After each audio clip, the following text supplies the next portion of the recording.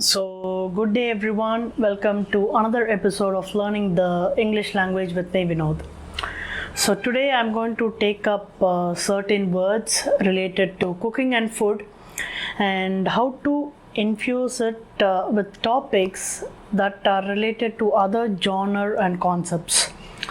So, this will be really helpful for you to enhance your English proficiency as well as on how to use it in a much more elegant way, also in a sophisticated way.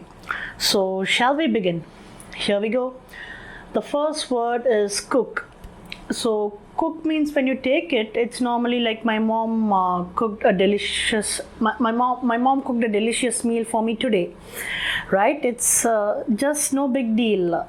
It's a normal, straightforward meaning.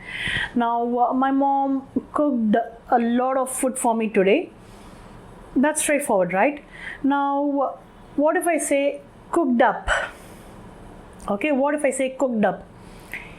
He cooked up a lot of stories behind my back. He cooked up a lot of stories behind my back, which means he said something falsely about me behind my back.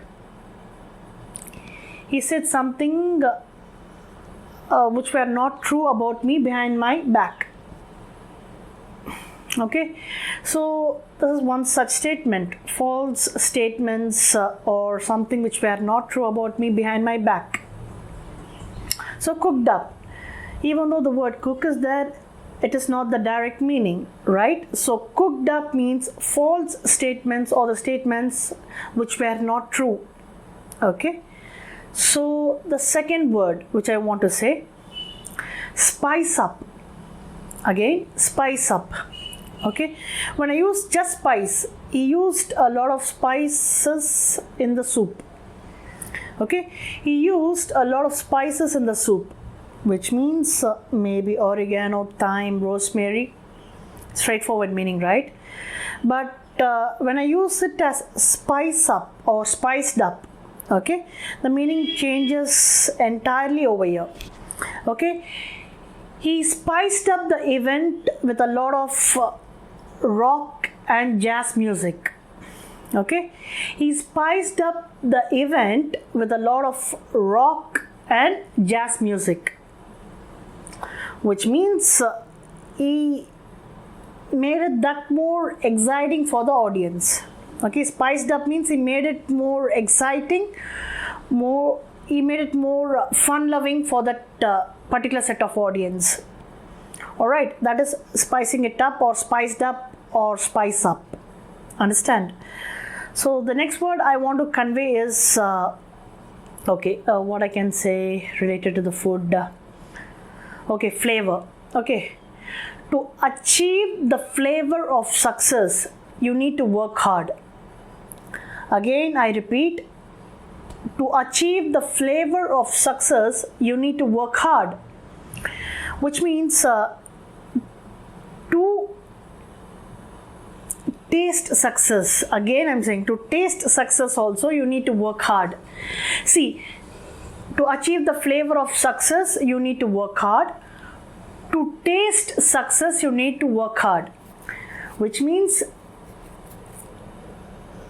you're not going to achieve the flavor of success in terms of the food or cooking related terms, or you're not going to taste success in terms of food or cooking related terms, but in terms of that emotional satisfaction or a physical satisfaction, they are using this particular cooking and food related term, right?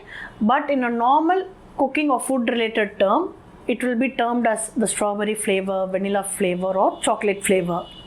Understand? So that is how it is interrelated with each other. Okay, the next word which I want to use is butter up, buttering up. Okay, it is like when you normally use butter, you know, right? It is used for bread and in soups and other kinds of dishes to add that richness to the dish. But here, buttering up, he is buttering up his boss to get an increment in his salary. He is buttering up his boss for his promotion, which means he is praising his boss for a favor, for some favor, maybe for a promotion or for an increment in his salary or some physical or emotional favor. You're praising a particular person, okay, for achieving a personal favor, maybe a promotion or an increment in salary. You're praising a particular person for it. So that is called buttering up. Understood? So these are certain vocabularies which may be useful for you in the longer run to achieve that sophisticated and elegant language proficiency in terms of English. So there are plenty of other words which may give you an alternate meaning for that attractive statement. So do your research, learn every day, and before I sign off, I want to say that learning English is a piece of cake, which means learning English is very easy. Always, guys, stay safe and stay healthy. Bye.